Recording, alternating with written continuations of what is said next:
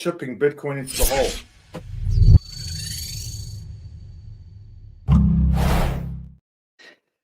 Good morning. It's Monday.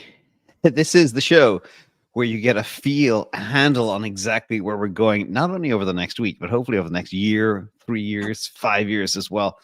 This one is an interesting one because we're seeing crazy stuff happen out there in the world. We're seeing crazy stuff happening on chain with Bitcoin, charts, TradFi, FOMO, 4060 dead, tokenization of everything. Everything is kind of coming together real fast, and I'm not sure the world is ready. And that's kind of what we're going to be talking about today. And then on top of all that, if it could get even nuttier, we got AI too kicking us in the teeth. Who's ready? Marty, you ready? What an intro, James. Yeah, it is. I mean, I stay up all night thinking about this intro. It's exciting. So, Mando, what do you think of the world we're heading into? And you know the news better than anybody from your newsletter, which I look at too. I mean, crazy, huh? Yeah, what's been very interesting is what you just said. It feels as though crypto stocks have seen big gains with some of these treasury companies, and maybe this merge of TradFi and crypto is happening pretty quick at the moment, with all these crypto exchanges starting to look more like brokerage exchanges, and more of these brokerage exchanges starting to look more like crypto exchanges. So there's that big move, but broader tech is really having a moment again. Like I think it's the fastest reversal to all-time high ever. Yeah. And now that we've hit all-time high, you're starting to see kind of the subsectors, like the more risky bits of the market, are really starting to kick off. Like big moves in robotics, AI, IoT, all these like smaller things are all having like this big resurgence in interest. Crypto feels like, Bitcoin's still close to all-time high, but I do think it's becoming slightly more competitive out there. I do think part of it is that people are starting to focus on that more than maybe altcoins or some of these other stories, and it's a competitive world for like the attention of pure degens. It's so funny you mentioned that, because I'm writing a little piece later on how I believe the crypto bros, and I'll show you a chart on this too, the crypto long-term holders are pivoting because they're not going to get their 10x, 100x, 1000x. And now they're looking to unload some of their bags and move into this big narrative called AI as well, which is what I've been talking about for years as well. So it's all beginning to happen. CTO, how are you this morning before we get into the agenda?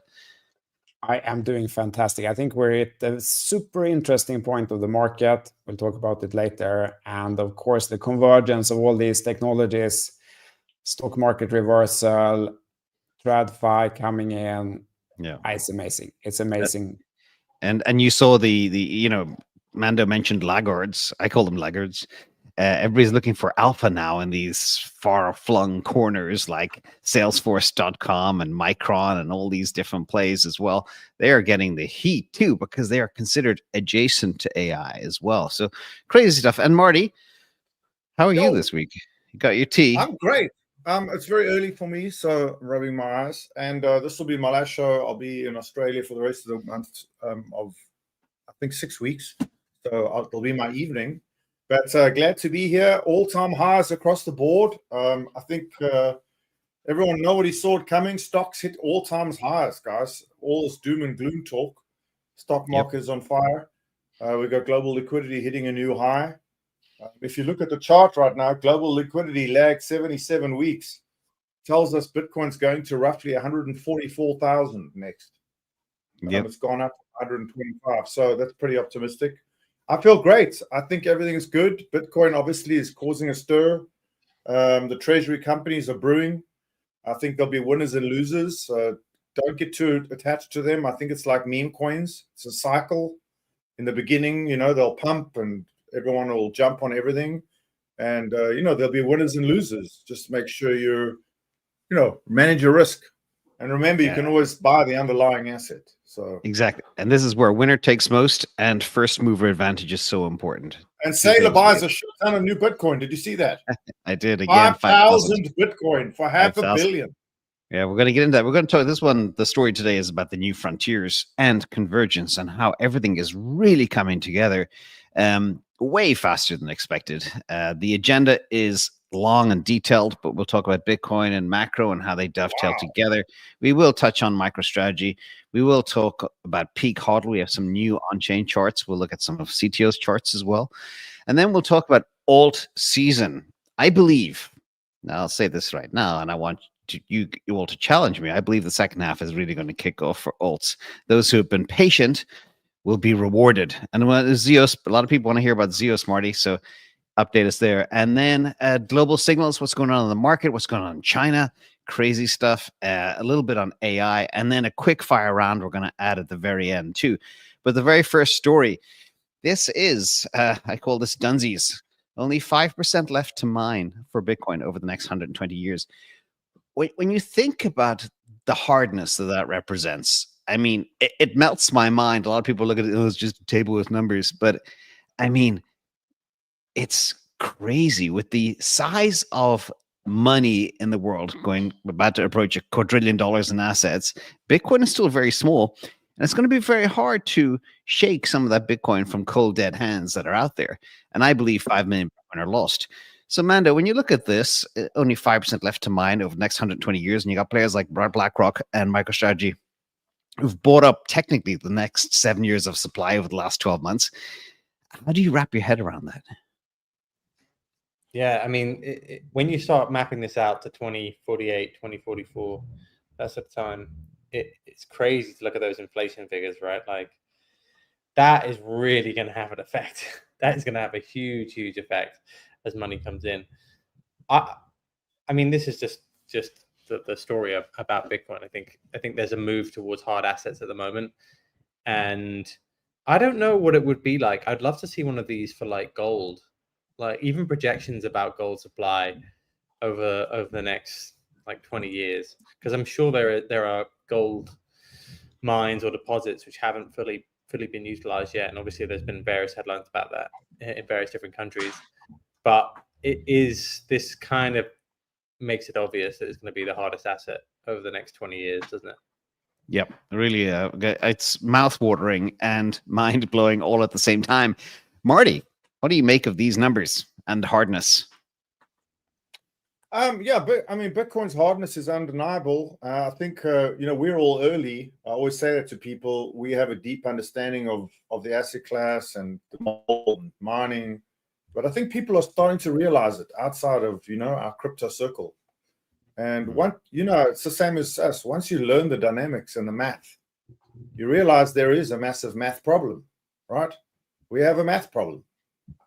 Everybody's buying Bitcoin, but there is not that much Bitcoin people want to sell. So either price go up or, it's got to go up. When is the question? And obviously it also begs the question, is there suppression of the price? And, is there a bigger plan to keep the price down during accumulation? And, those narratives are popping up. But yes, absolutely. I think every treasury strategies all around the world are buying, which is the first phase. The second phase is large, Mag 7 type companies are going to start buying. Then you'll see the sovereigns buy. I think we're in for supply shock. It's all setting up for that August, November, September time period, I believe, where we'll see our massive markup. This is accumulation phase. I was just very happy to buy some more Bitcoin under 100, guys. I hope you were there when we dipped. I think that the mining issue is becoming a bigger issue than people realize. Those in the know understand. Those who are not in the know don't care. But the price makes the narrative, and the price is just about to rise. Exactly. And then CTO, this is it kind of dovetails into what Marty and Mando said too. But we're now at a new record peak Hodl in long-term holder in profit. So we have 16 million Bitcoin held by long-term holders, and pretty much all of it's in profit right now, which is stunning to see. This is from James Check on Chain.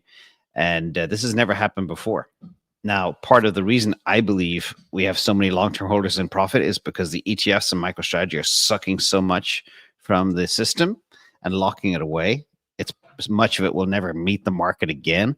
But what do you make of all of this? And do you have a chart to support what we're talking about here? Absolutely. I have a chart to support, but if we're looking at this picture first, I feel that one of the best advice I got many years ago was to try to figure out what are the buyers doing and why, and what are the sellers doing and why. So who are the sellers? Who is selling and who is buying? And like you said, some of the new buyers here, they're probably not selling for a long time, like the MicroStrategy, some of these ETFs. And that will change things because, as we saw on the previous slide, there will be very little new supply coming in. I think the typical gold inflation figure is about 3%, 3 to 5%, meaning that the supply increases by about 3% as we mine new gold. And that is more than Bitcoin already today.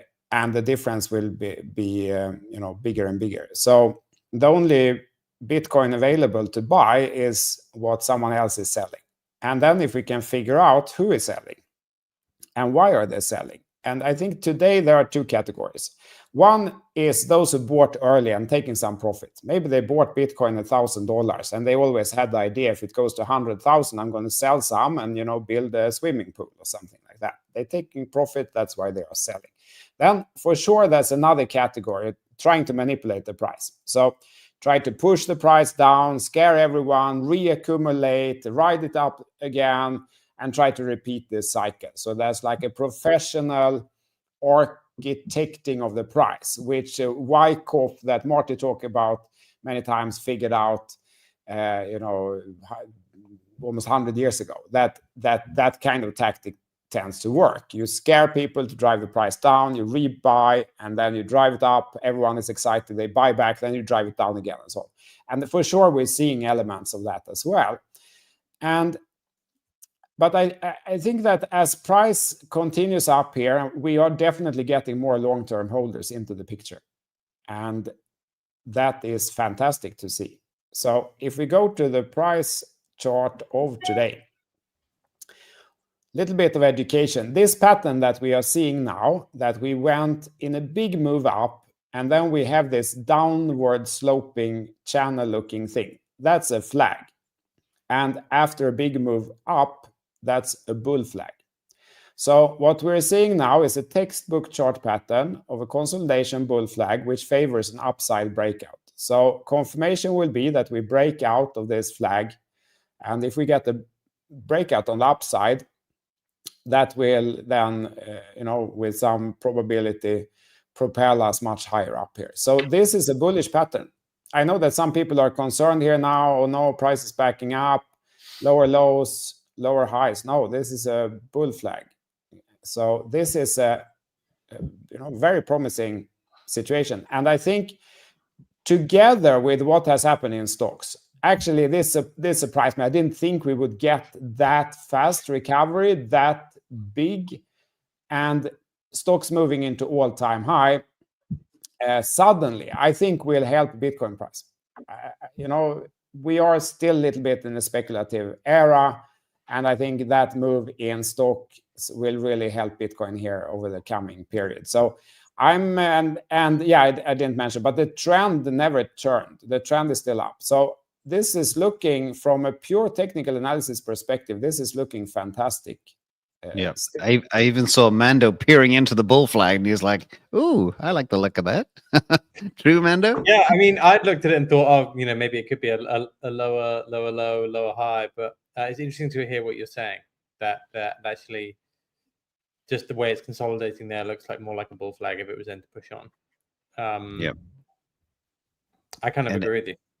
And what's interesting too, I look a lot at seasonality, and June is normally the suckiest month for Bitcoin historically, and we were positive. We're not closed yet. We have 9 hours to go, and we'll talk a bit about the importance of this monthly close.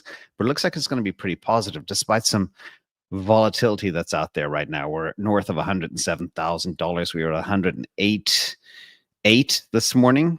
And we came back down a little bit, but things are looking pretty good out here. So let's get back to, thank you for that, CTO, and thank you for the bull flag. Actually, on the bull flag, Marty, how does that weave into your Wyckoff?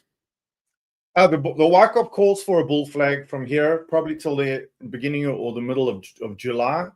So the Wyckoff says there'll be opportunities to scare people out, which is what the lower lows are. The lower highs are to convince people that that's the top. It's all planned. Remember, this is all just planned, just like politics. The most important thing, though, is that lagged money supply. I mean, I'm a big believer on money supply. Bitcoin follows money supply. Money supply, it starts with gold. We saw gold take off early. Then we see money supply. And money supply is just about to go parabolic. What that means is all nations will turn to quantitative easing and lower rates to pay their sovereign debt. We all know in the US it's happening right now. The big, beautiful bill is literally in the Senate right now. They were voting all weekend to get it through. That involves very bullish things, by the way. No tax on Bitcoin under $600, things like that. But lowering of the interest rates looking like it's going to start in October. We saw today the Swiss and the French banks come out and say they think the US will do 5 cuts starting in October. So rate cuts will start for the US to refinance their debt, and then banks will be allowed to hold more short-term treasuries, as well as the bank facility that the Fed created to buy securities will be unloaded, and all of that, those treasuries will go on the market. So I think we're looking at US banks. There's top 5 banks, obviously the big 5 are going to be buying treasuries, obviously to support stablecoin. But at the end of the day, money supply is going up all around the world, and Bitcoin will follow that next. So it goes gold, money supply, Bitcoin, and then a financial cycle, stocks, etc. So we're just on the dawn of the Wyckoff, the bullish flag that CTO has been talking about, and money supply. And I had my estimates at around a stop at 125. I believe we go even higher with this money supply, specifically Taiwan. I've been watching that very closely, as has Zero Hedge now. Taiwan has been printing money like crazy, and we're not sure why. It might have something to do with the Chinese conflict. But there we go. Bitcoin follows money supply. You can add it to your chart. There's a couple of good ones, but add Bitcoin daily or weekly with money supply, lag it between 70 and 80 days, and you'll see clearly what's happening. That's my theory. We're just about to go up a lot. I like 112-day lag. This is also big news, and we're seeing MicroStrategy up nearly 3% as Bitcoin's a little bit down. A lot of chatter out there that MicroStrategy will be added to the S&P 500. Currently, I think based on its market cap, it ranks about number 130 or so. So it should have been in there a long time ago. But the S&P 500 runs at the speed of molasses, and they take a long time to wrap their heads around, what is this MicroStrategy company? Is it even legitimate? But they do need to be profitable. If Bitcoin does close above 95K in the next 9 hours, there is a higher probability that they could get added. Some people believe the probability is 92 to 95%. And that would be crazy. That brings in incredible perpetual bid for MicroStrategy. MicroStrategy just sold some shares last week. They just bought another 5,000 Bitcoin. I mean, it's a bonkers infinite money glitch. But the cool thing about this for us is after Coinbase being added to the S&P 500, if we get this now too, then things could really kick off in terms of, blessing. But then the bigger news, which is absolutely mind-blowing, I'm going to spend a second on this. This was flying around over the weekend. The 60-40 portfolio is well and truly dead. Man, this one's for you. This is a top RIA. He is consistently the best on Barron's list, and says if you are aggressive and aggressively investing, you need to be 40% allocated to crypto. All right. 60-40 portfolio is dead. That means bonds are dead. And now the top advisors are ringing the bell. Get crypto, get exposure. And this is arguably the most powerful full-throated endorsement of crypto to the TradFi world since Larry Fink gave Bitcoin its blessing. This blew me away and kept me awake all last night. Mando, your thoughts? Yeah, so this made a lot of waves in like the wealth management, money management circles, because this investor, Edelman is his name, is very well known as like a stock picker, a fund picker. So to be saying that 60-40, I mean 60-40, a lot of people have been saying it's dead for a long time in terms of returns. And he's basically saying you just can't ignore crypto here. Like, it's been outperforming for so long, you can't ignore it. If you drill down into what he's interested in, obviously it's Bitcoin, it's ETH, I think he recommends buying maybe it's the Bitwise top 10, I think it is, like just buying the top 10 as an allocation. But yeah, this is the sort of endorsement that can swing massive wealth managers, money managers into having a much higher allocation than they currently have. Remember, BlackRock has been saying, and Fidelity have been saying, like in the low percentages. To come out and say 10 to 40%, I think is a big change. Yep. And remember, there are trillions on the line. We're talking 40, 50 trillion dollars. And a huge chunk of that 40 to 50 trillion dollars, maybe 20, 30, 40% is already allocated to bonds. When they read this now, how are they going to find a home for that big chunk of cash coming our way? And I've been debating myself with this for years, could this bring about a perpetual bull market if you get this constant allocation from what was a 60-40 portfolio? Remember, people are putting 8, 10, 14% of their paychecks every week into these types of vehicles. How do you rationalize that? Anybody? Yeah, I mean, I've thought a lot about with the bond thing. I mean, this strategy, 60-40 strategy in the past, it made a lot of sense. You have some exposure to stocks, but you also have a portion which is absolutely, totally safe. That was what the bonds were. You get some return, and you're not going to lose it. 10 years later, 20 years later, 30 years later, it's going to be there. So if stocks dip, you have some money to buy with it and so on. It made a lot of sense. I don't think bonds are that anymore. I don't think a 30-year government bond in any country is 100% sure to pay out. We could get populist politicians who drive their economy down in the toilet during the next coming decades. Perhaps we get hyperinflation. Perhaps they will say that actually those bonds we're not going to honor. We're going to honor those ones, but not those ones. I feel that can realistically happen. It's not a 0% risk anymore, as it perhaps was in the past. And I think a lot of people are feeling the same. So now Bitcoin is then becoming two things. One is like a speculative asset. It behaves as a tech stock, basically. When tech stocks go up, Bitcoin goes up. But Bitcoin can also realistically now become like a hedge against that scenario where fiat fails and it's gold and Bitcoin that pick up some of the bond money. And I think we've seen it in the price of both gold and Bitcoin already. And that trend could continue. I don't know, Mando, what do you feel if US, for example, is saving the situation, or if it's gotten worse? What's like the confidence in the market that they won't drive the economy haywire? It felt like they all tried to fix it a little bit. Like a couple of months ago, it felt like they will actually do some things to get the budget under control. And then in the end, like, guys, we also have to get reelected. So, let's not go too far. Yeah, I mean, this happens with all politicians everywhere. But I think you hit the nail on the head in that suddenly there's this element of credit risk, essentially, to nations, which never really was there before. And this is also a time where people, this is a popular view at the moment because bonds have been a terrible investment for the last few years, right? Bond yields have kept on going higher, prices have kept on going lower. There's pockets of leverage everywhere, and during this period, everyone's debt to GDP is blasted through 100%, and it's a very popular view.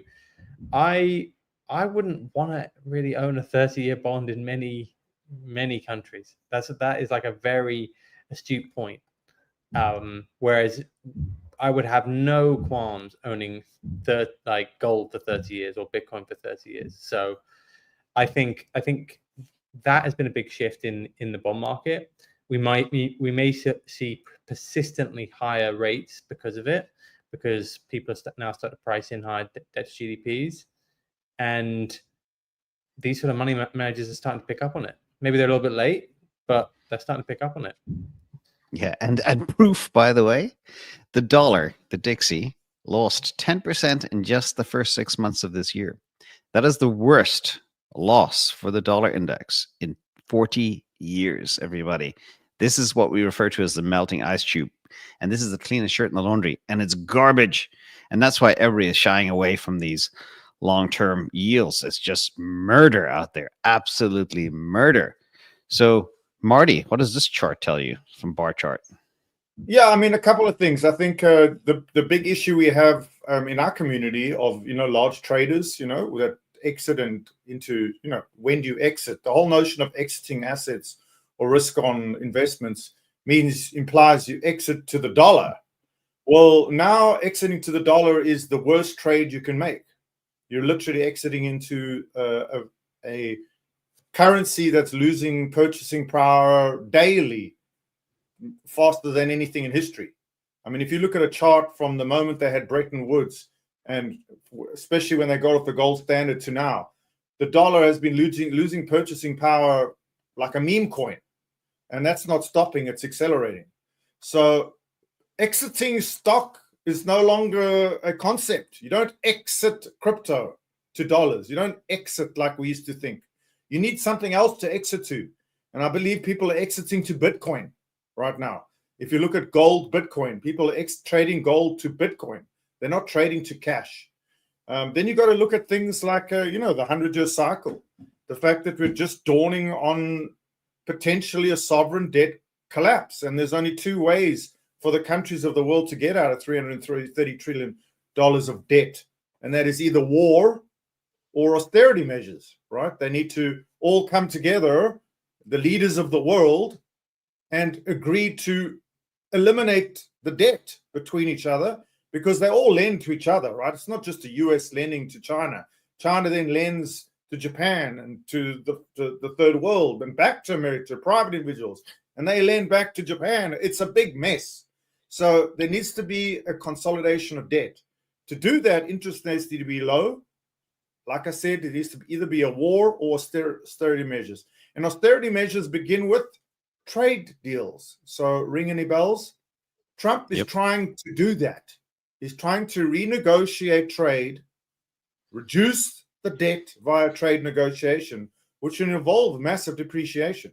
So there's a lot of wheels in motion right now. But the big number one thing is in October last year, Larry Fink, the CEO of BlackRock, declared Bitcoin to be the store of value. In other words, this is where the safety is. And from then on, from the approval of that ETF, which was accelerated, all the way now to where the accounting rules changed, the FASB rules changed. We've got the strategic Bitcoin, we've got the Genius Act.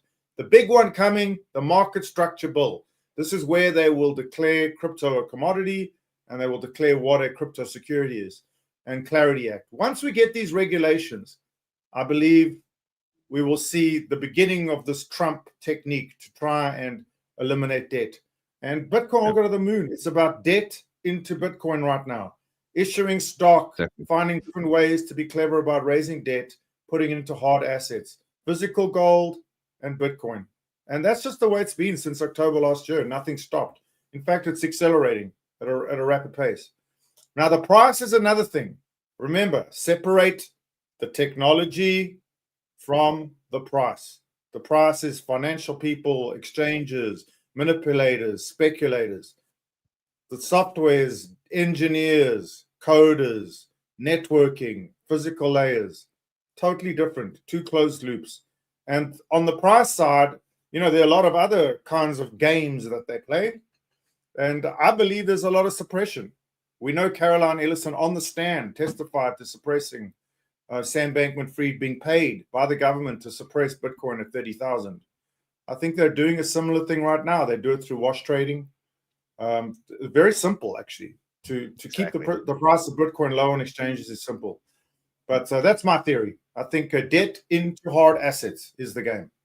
Exactly. And speaking of more convergence that we kicked the whole story off with, this is big. Today, for the first time ever, people can now trade NVIDIA and Tesla on Kraken. Wow. Tokenized to tokens on Sol. And it's not available. Yep. It's not available in the US unless you use a VPN. I'm just doing that right now.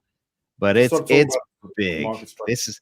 This is big. Can you imagine being in a position, Mando, where you got your crypto bros that could like pair trade, say, crypto into AI stocks, and then vice versa, and then the TradFi people come in and start taking their AI stocks and pivoting them into crypto?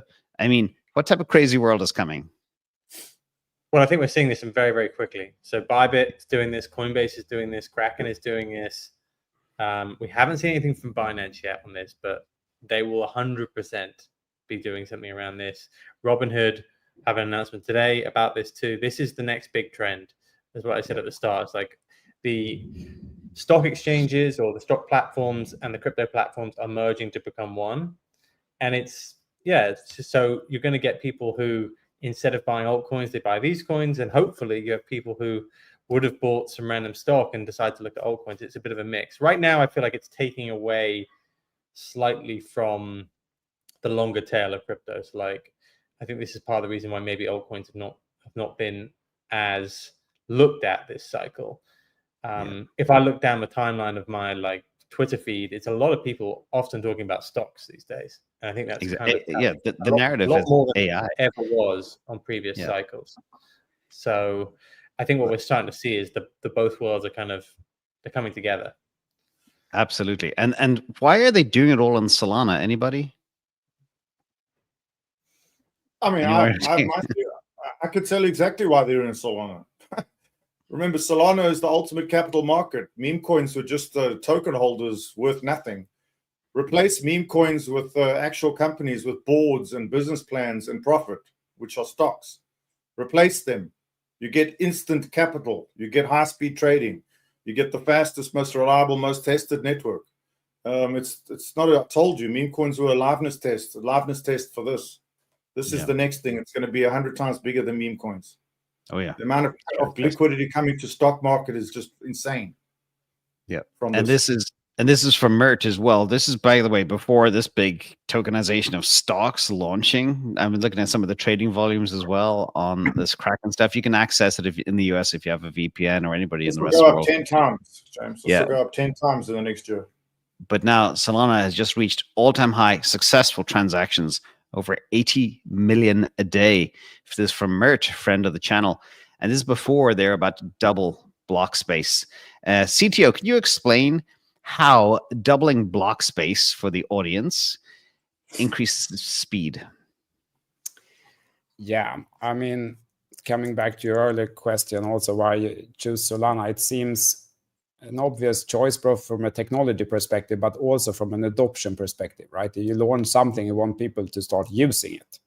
Yeah. And the users today are on Solana or Ethereum, and you can't really use Ethereum day one because it's too expensive, too slow. So there's only one choice today, and that is Solana. So that's really impressive. And then I think that what Solana did from the very beginning, and they're still working on it, like in every step, trying to double the block space, but also have like a 1-year plan, a 2-year plan to massively increase the capacity, the latency, or reduce the latency, increase the speed, reduce the cost. So that's their complete focus, and that's the mistake that I feel maybe Ethereum team did.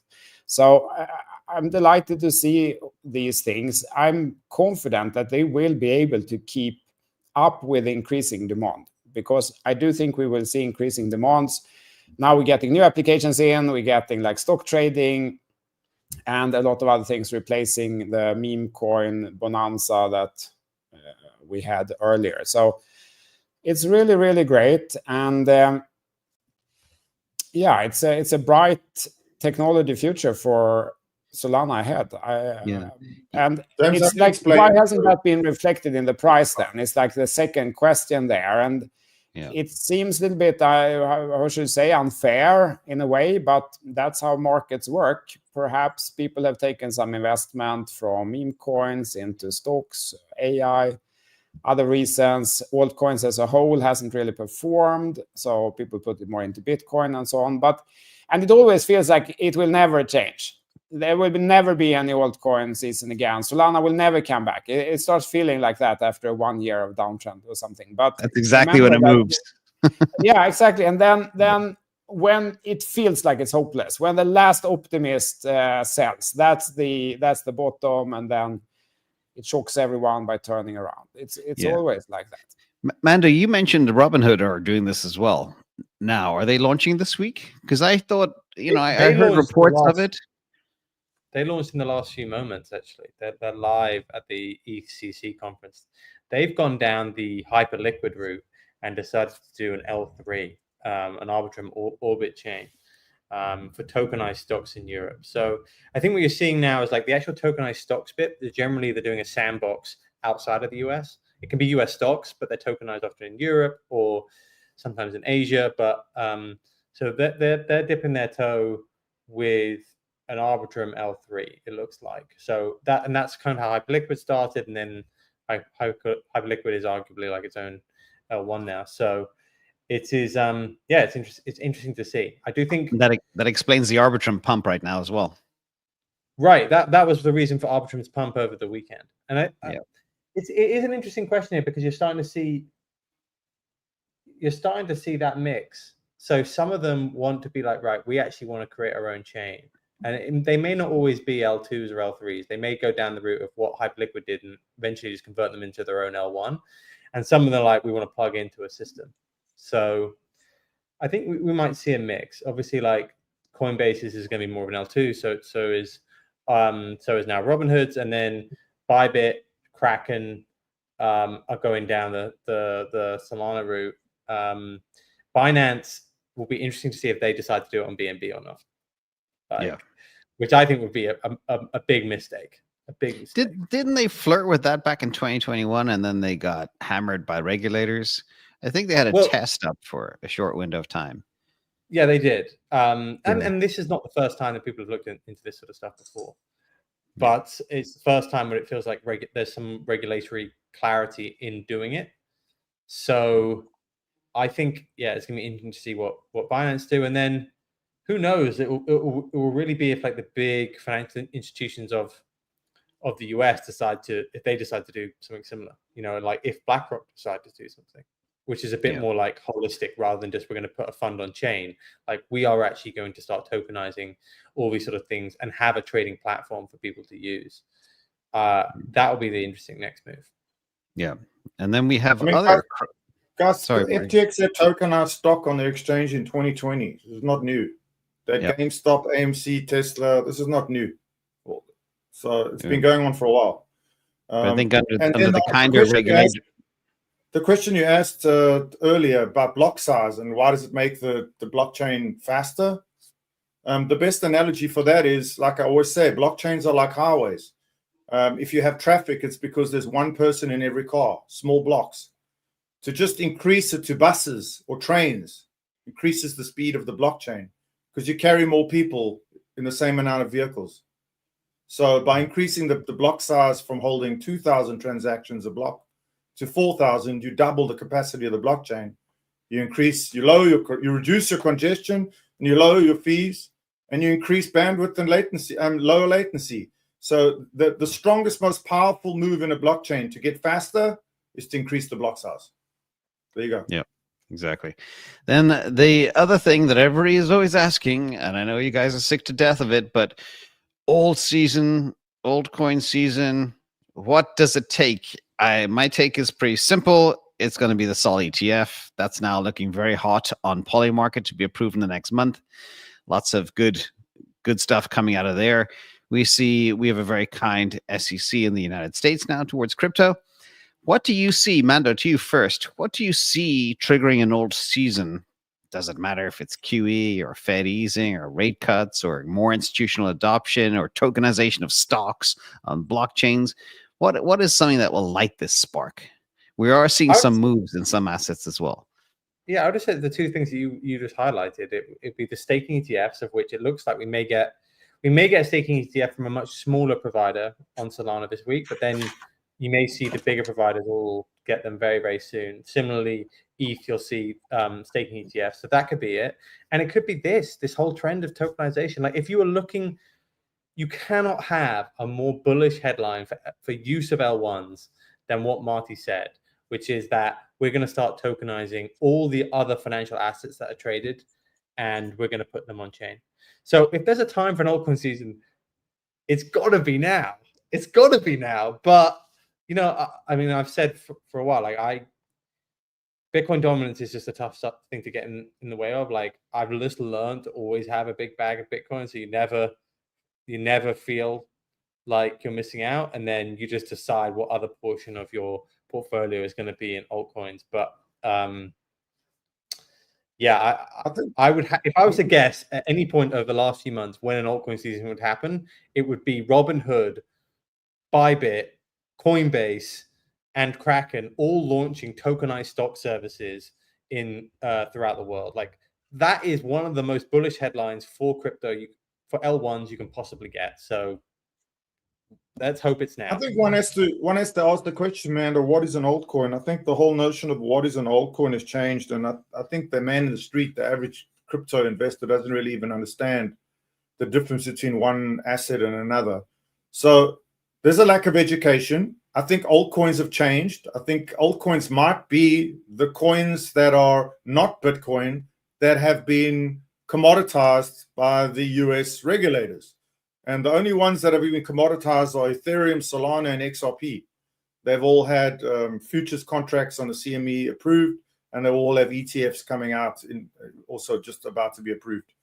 That could be the altcoin season, is those three.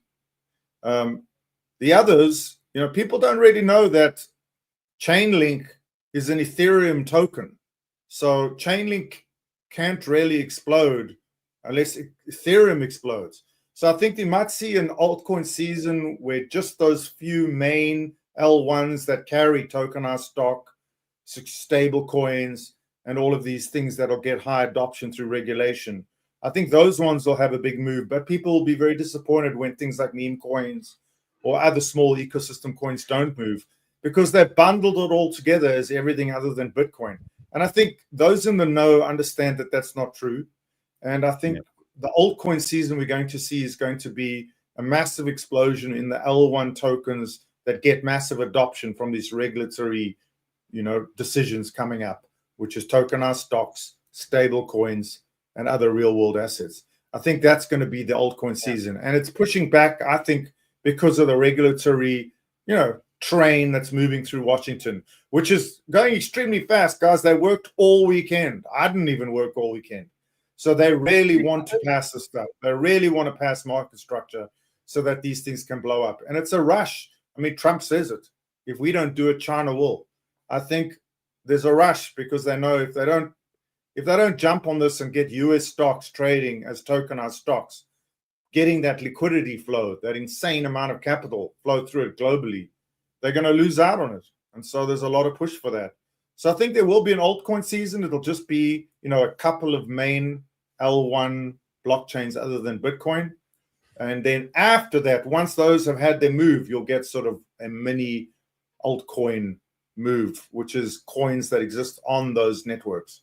In my opinion, that's what's going to happen. I think that's what we've seen though as well, right? Like the last week, if you look at the biggest gainers in altcoins, it's been random L1s. Like Save was up a massive amount, but also you've seen a decent move higher in Sol had a good week, Hyperliquid had a good week. Some of those L1s have been outperforming Bitcoin. I think even he outperformed Bitcoin this week, right? And certain DeFi coins. So like there's a DeFi coin, Syrup, which is for Maple Finance on ETH, which did do well. Aave's been doing well. So it's like this idea that actually the most bullish thing in crypto right now is TradFi coming to crypto. And I think L1s and those DeFi coins will win. Yeah. So basically, the core message is we need to wait. Sorry for some background noise. Gardeners have arrived. Early morning Monday is like, no. Anyway, how could they? It's terrible. Let's talk about Zeus real quick because everybody's also concerned, Marty, about your Zeus choice. They feel it's dead, etc. If people are feeling upset about Zeus, tell us, quick update, 60 seconds. Is there hope? I mean, firstly, I love that people think it's dead. It's just a great chance to buy more. It's at 19 cents right now, which is pretty much, I would say, where it should be. Look, Zeus is an infrastructure play, and people don't, like I just said in the previous talk, people don't really know the difference between, you know, a meme coin and an infrastructure coin, even though they're chalk and cheese 100% different. Infrastructure is something on top of which other things will be built. Okay, Zeus is a layer, and they're just about to introduce, they launched with Zeus Layer 1, version 1, which converted Bitcoin into ZBTC on Solana. But it took around 50 to 60 minutes, so it was very slow. You know, it's a very hard thing to do there, to actually integrate Bitcoin, native Bitcoin, into a Solana validator. They call it a validator 1.5. And it was very successful. They had, I think, up to 300 Bitcoin in their test beta. And they're just about to launch version 2, which is going to drop that time in half. So around 20 minutes to create a ZBTC. And then they're also launching their third application, etc. And then the big change will be they're going to open source and launch the ZBTC developer kit. So people will be able to build Bitcoin applications on Solana. So Zeus is building fantastically. I mean, Dean Little and Justin, it's one of the best teams in crypto. But once again, remember, but the amount they're collateralizing is still tiny, you know. So the wrapped amount or whatever it is. Anyway, we'll see where it goes. Think because they've done it very slowly to be very rigorous and tested very well, which is what you want to do. This isn't a meme coin. They can't afford any major catastrophes. This is extremely sensitive. So they've done it very slowly, and I respect them for that. Look, you either believe in infrastructure or you don't. Either you believe Bitcoin on Solana or you're not. I mean, at the end of the day, that's the narrative. Just like stocks going to Solana, real-world assets going to Solana, and stablecoins going to Solana, Bitcoin liquidity is going to Solana too. So this is the project to do it. So you either believe it or not. I think there were a lot of coins sounding like Zeus, like the Zeus with a Z. People weren't sure if Zeus was a meme coin. So, you know, it's followed. The chart looks like a typical meme coin chart. But that's fine. That's good for the believers. Anybody that missed the opportunity on Zeus has an opportunity again. And it's up from 13 cents to 19 cents over the weekend. So, yeah. And a lot of alts are popping actually right now. Let's talk. We're getting close to the end here. And again, I don't know if any noise from the background is coming through. I hope not. Anyway, key events this week. I am very concerned about the job market. All the data I see is obviously very different data from what Jerome Powell is seeing. Yeah. The big tech companies in Silicon Valley have stopped hiring. Literally. Small companies have started firing, at least on the tech side. And half of all companies are embracing AI. They're leaning in hard. And they're finding they can do a lot more with less.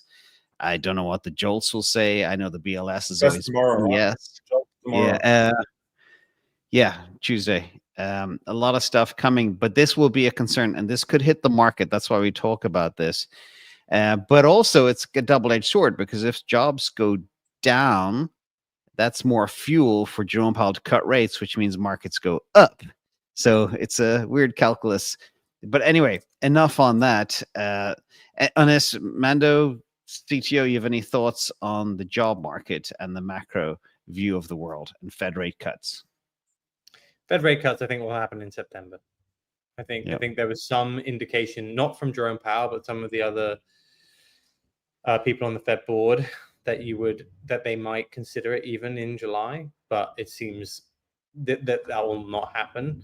But it looks very odds on that we'll at least get one in September. There was a report last week that Morgan Stanley think they get 6 in 2026. So 6 rate cuts. And obviously Trump is out there every day saying because obviously they're going to replace Jerome Powell next year. Yeah. That they're going to replace someone. He wants rates all the way down to 1%. We could have a very aggressive rate cutting cycle next year, and that could be very bullish, kind of across the board. So yeah, I think if you look at Fed, there's a 5% chance now of a 1.25 rate cut in January. Then if you look at March, there's now a 20% cut of a 1.25 and a 3% cut of a 1.5. So you're 100%. The numbers are agreeing with you, man. It looks like the first 3 months of next year will be considerable rate cuts every month. Yeah, I think this week is going to be quiet because you have the holiday on Friday. So generally, I wouldn't expect some well, sometimes you get volatile weeks when there's low volume, but I wasn't expecting a big week this week. July, I think you'll just the only thing looking. Solana just hit 158. Not sure what happened. Look at the candle on Solana. Carry on. Yeah. I think L1s are rallying on the back. Hopefully, we're seeing a little bit of L1s rallying here on the back of these sort of headlines around major crypto exchanges and stock apps doing tokenized stocks and commodities. Yeah, it's definitely long overdue, but I mean, I do believe the second half is set up for good times. A little bit on AI and Tesla. This is kind of something that I get confused with. You have a top Chinese manufacturer of cell phones, AI player, and vehicles called Xiaomi praises Tesla, but the West do nothing but attack it. I thought that was super interesting, when the Chinese are praising Elon Musk and everything that's been pulled off. You now have in the United States a car being made in a factory. It drives out of the factory and drives itself to the customer's house. Nobody is there. No human intervention. No driver in the car. I mean, it's a bonkers time to be alive, but people don't appreciate what this company is doing. But it is the most hated asset, and I tend to be in the most hated assets anyway. It's like Solana, Tesla, and stuff. The only thing that's not hated that I'm in is Bitcoin, which used to be very much hated back in the day. It's kind of funny. But speaking of AI, that headline though, right? Because all of those Chinese EV companies have just copied Tesla. Like they've copied all the bits of a tech. Whenever Tesla puts out a new bit of tech, they've got it like in a few months. And just read his words. We must keep learning. Exactly. And it's like BYD is a dumpster fire, by the way. Stealing. What's the acronym for CCCP? Cut, copy, something, paste, or whatever. Paste. Anyway, copy, paste. Yeah, but this is what a lot of people also is a big theory. People are rotating the long-term holders out of Bitcoin into the new AI narrative, and I'll be doing a post on this later today. But now, as we kicked off the conversation with, we have now the laggards really bubbling up. We saw Oracle on a record tear. We spoke about that last week. Now people are understanding the importance of memory from Micron, and energy, and Salesforce said half of all work in Salesforce.com right now is done by AI. These are stunning statistics that need to be thought about. But the question I have for you all here is, how are you exposing yourselves real quick to AI? Mando, you first. Yeah, just all in on crypto. I bought a decent bag of Tesla during the Trump Elon spat. Yeah. So I did have an allocation. I do now have that as like my main stock market allocation. But other than that, I feel like I am happy with crypto being my AI allocation in terms of use of crypto. Good. I didn't buy the Nvidia dump. I didn't have the heart to buy it at the lows, and then that stock chart is just crazy. No dips on that reversal back to all-time highs. So no, that $88 was a gift for sure. I think it's 157 right now. But yeah, well, Marty, what is your AI exposure? Actually, Mando, first, before we move on to Marty, what is your crypto AI exposure? A lot of people talking about Tau. It's been pumped by a whole bunch of pumpers. I never liked the structure of it, but how do you play that from a crypto perspective? Sasha, no. I mean, I'm super bullish on all this, but whenever I've tried to do forays into this, the coins never really last. Tau is an interesting one, but it's slightly different concept. It's more like a reward mechanism for AI. I don't know how to describe that, but it's like it's going to reward AI for better machine learning, better LLM responses, that sort of stuff. So you have to look at what all the different subnets are doing.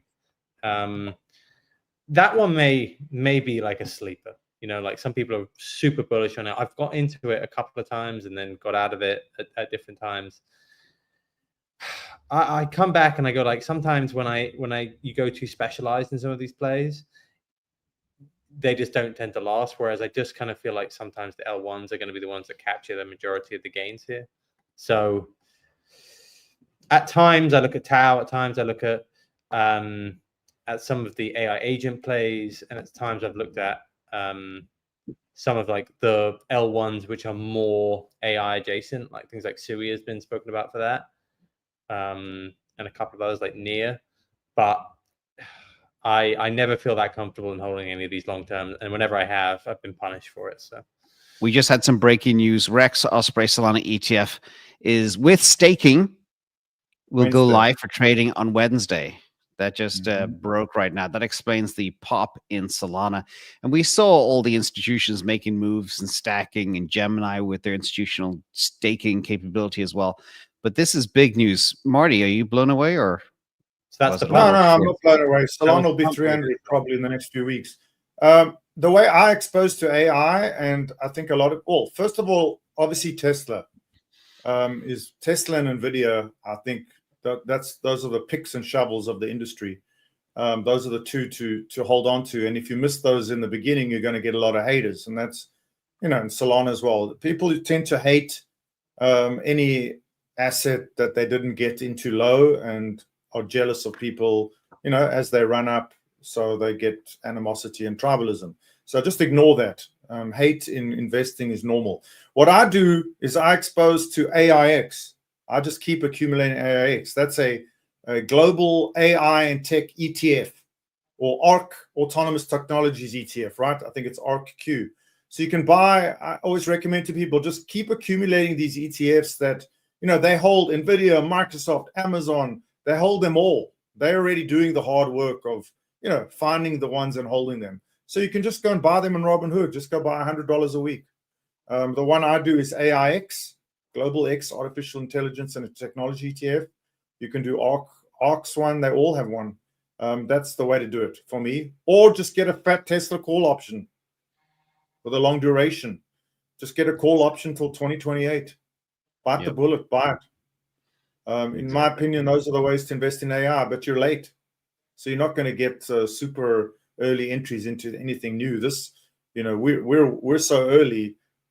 AI has already been innovated. I mean, they're just building and iterating on their existing designs. So, you should have got into AI when Tesla was in the 100s and NVIDIA was about to make it a run. So I recommend the ETFs personally. Or just the long call option in NVIDIA and Tesla. And this is where you and I differ. I wouldn't touch an ETF if my life depended on it. I don't like buying bags of crap.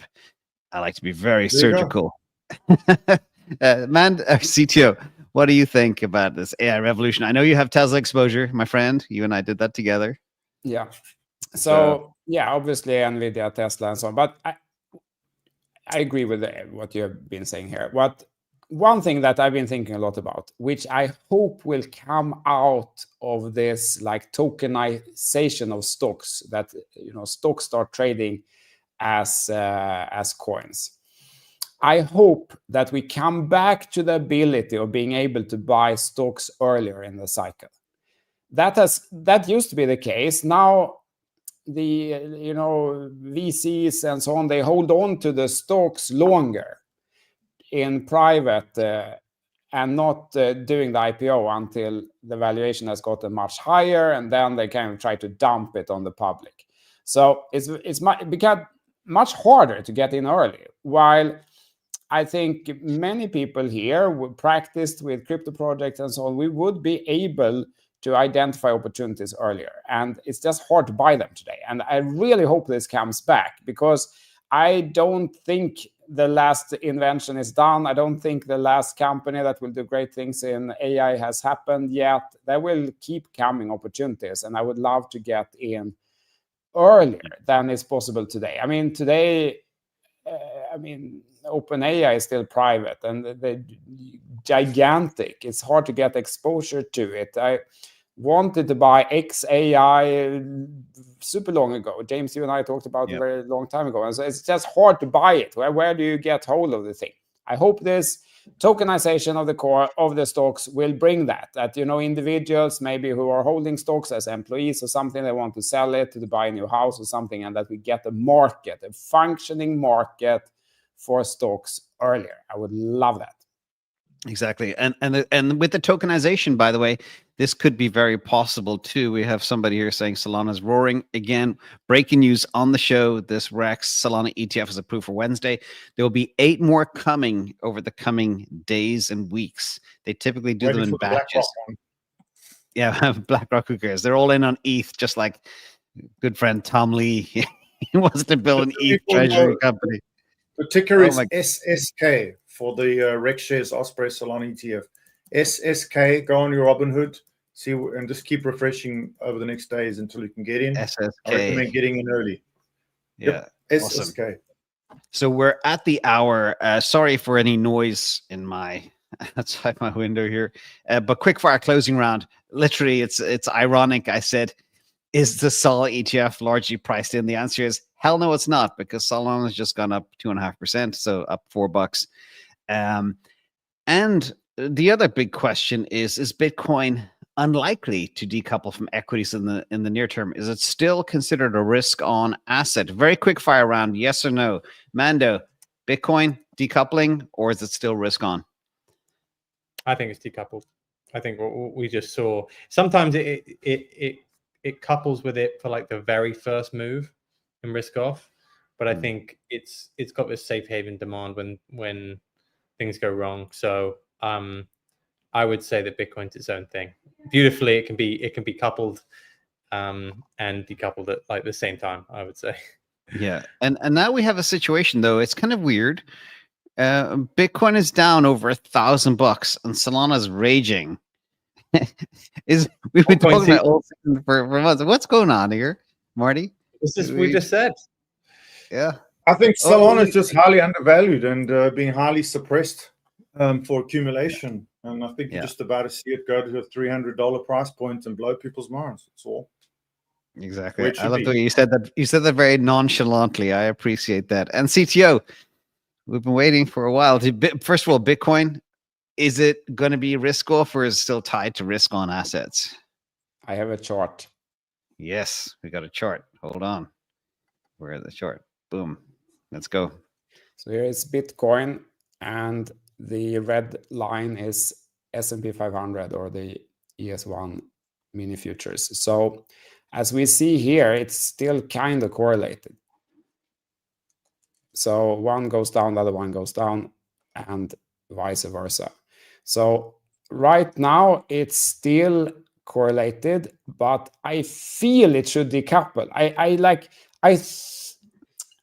It must decouple because of what we talked about earlier, the whole thing with the bonds and everything. There must be people who feel that, no, wait a minute, which is the safe one now? Is it bonds or is it Bitcoin or gold? You know, those discussions must happen. So I expect more decoupling than we have seen so far. That's my take on that. Okay. And can you pull up the Solana chart? People want to see it. Absolutely. On the daily or on the 1 day chart or 5 minute chart, because everyone's depending on the daily right now. So the USD chart here has been very tidy. We had the support here at 127. I think, James, you had it at 128. We've been in agreement on this support level since last year, basically. Touched there again. When was it? Just a week, last week, right? And bounced off there. But I think what people have really felt the pain is really this chart. Like, this is the SOL to BTC chart, and it has been down the entire 2025. So this has been the pain that I think a lot of people, including myself, has felt. It has seemed kind of a little bit unfair in some way, and it fell below the support twice, but now we're back above it again. So it's kind of like a rescue mission here. This could be another fake. And on the USD chart, it has held this key support. And, it's heading to 160 right now. So it's up $10 during the show, which is good. And we're not the Solana channel. We are the winning asset channel. I just want to make that very clear for the audience here. A final quick, thank you for that, CTO. A very final quick thought. People are, there's so much conversion happening across so many different assets. They are overwhelmed with choice. We touched on this a couple of weeks ago, But do you guys have 3 sleep well at night assets? Mando, I know one of yours is Bitcoin, the other one's Ethereum, whatever else. What are your 3 things that keep you comfortable so you can sleep and relax at night? I actually say I only really have one, which is Bitcoin. Ethereum is just my flavor of the period right now, or at least Your wager with me. Yeah, exactly. That and some of these DeFi plays. But generally, like the only asset I really feel like I'll always buy on a dip, always, is Bitcoin, right? Always buy that on a dip. Awesome. Other than that, I would buy maybe some of the more diversified plays, which Marty was saying, like where you could buy like an index, or you go for like on short kill like Nvidia or Tesla on any of these sort of big retracements. But if I could own an asset for the next 10 years and feel happy about it, Bitcoin would probably be that, and I don't really know what else. Yeah. Well, that's good input as well. I just want to very happy. Somewhere people are saying, "Man, did you like fart coin?" Or is that just a? I own some fart coin. Yeah, I bought fart coin, my first ever meme, because of you. Fart coin is doing great. $1.2 billion, my friend. It's done. Oh, I know. I made a post that I did that, and people thought I was hacked. No, it was this conservative guy doing Parker. Anyway, the CTO, what are your 3 sleep well at night assets right now?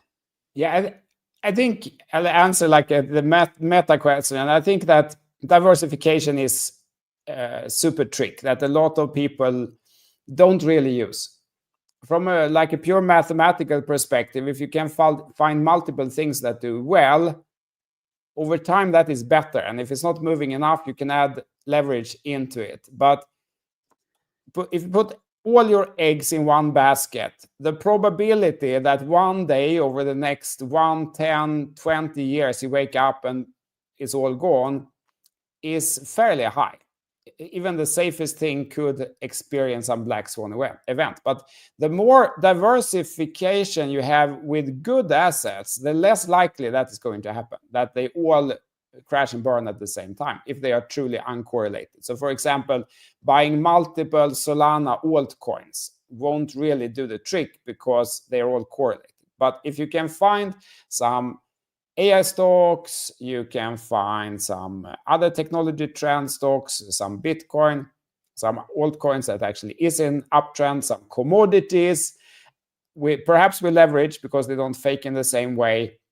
You can sleep very well at night because unlikely that all of that is going to go down on the same day. If that happens, the world has probably bigger problems. So, and you too. So that's my trick to sleep well at night. I sleep extremely well every single day of every year because I have this diversification strategy. So no matter what, even Bitcoin, like the probability of it crashing is very low, but not zero. There could be a catastrophic bug. Suddenly someone checked in some code and you could start minting new Bitcoin and no one discovered. It's hard to roll back and so on. So it's like the probability is not zero.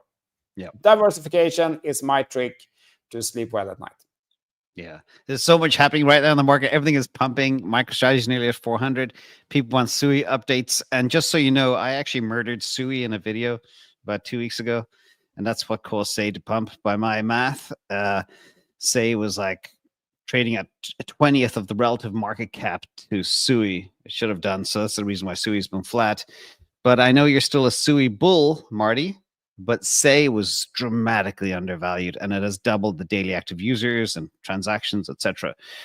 Any final words on that? And then give us your 3 sleep well at night assets, and then we wrap. We're running a little bit over the hour. Sure. Yeah, my allocations are 45% Bitcoin, 34% Solana, and 21% Sui. And I sleep well at night just holding Bitcoin. I mean, that Bitcoin nearly 50%. I think gives me the most sense of security. I also invest in, obviously, I hold a big bag of Circle and Galaxy, which has had a really nice pump as well. And then I have, a decent size allocation to commodities. I always believe over the next 5 to 10 years, commodities will have a massive run. And so I have a lot of uranium ETFs. I'm looking at thorium and I'm looking at helium-3. So helium-3, if people don't know, Chinese are mining that on the back of the moon right now. That's very little on the Earth, but a small amount of helium-3 can power just a ridiculous amount of power, can power cities. And also it's used for cooling data centers, but then more importantly, blockchains, and more importantly, quantum computers. It's the helium-3 is used to cool quantum computers. Without helium-3, you can't really run a quantum facility. Yep. So these are the things I look at. And I also keep a little bit of bank cash, guys. Just, you never know. I think it's always good just to keep a little bit of money in the bank. And I started to move a lot to that, to stablecoin. And I'm doing stablecoin yield to test out for my future. So just on Solana, just doing USDT, USDC pools on Orca Radium, getting around 0.02 to 0.05% a day with zero risk. So these are pretty much my go-tos. But my big bag of Bitcoin, obviously, I've been collecting since the beginning, and that keeps me sleeping well at night. I want to thank this team here. It's a very special day. We made history at last. But the links are below. If you're watching on my YouTube channel, links are below. For Mando Minutes, read every day. Marty Party, follow him for all the breaking news 24/7 at CTO Larson website, indicator, etc. It's been a crazy day. We should be more excited. We should be cracking champagne, but we're not. We're very subdued over here. Thank you for that. Sleep well at night assets. The old joke regarding me is I don't get out of bed unless I can make 30%. So I would never invest in an ETF or treasury or yield. Yeah, I don't grab pennies in front of a steamroller because there's so much disruption out there. Like the whole story today is all the options we have at our fingertips. It's freaking insane, and it's a great time to be alive. I want to thank you all. Sorry for running late. I want to wish you both safe travels. It's summertime traveling, but we're going to make this happen. And let me know as well, Marty, if we need to move the windows or Mando as well, or CTO. I know you guys are traveling. I'll always be here Monday.